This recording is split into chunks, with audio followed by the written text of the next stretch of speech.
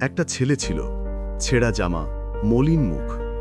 তবুও তার ভেতরে ছিল বড় একটা স্বপ্ন।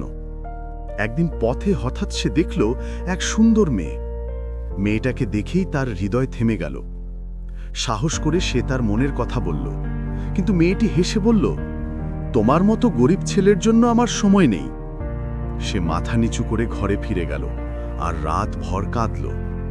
সেই রাতেই সে বুঝল এই দুনিয়ায় সফলতা ছাড়া কারো মূল্য নেই। তাই সে জীবন বদলানোর সিদ্ধান্ত নিল। সে আরও কঠোর পরিশ্রম শুরু করল। মাঠে বাজারে দিন রাত খেটে গেল। ঘাম আর কষ্ট তাকে ধীরে ধীরে বদলে দিতে লাগল। বহু বছর পরে সেই গরিব ছেলেই হয়ে উঠল সফল মানুষ। একদিন সেই মেয়েটির সামনে সে আবার গেল। বিস্মিত কণ্ঠে মেয়েটি বলল, তুমি কি সেই ছেলেটা? ছেলেটা বলল, হ্যাঁ, মনে আছে। যে কষ্টের দিনে পাশে থাকে না, সুখের দিনে তার কোনো জায়গা নেই।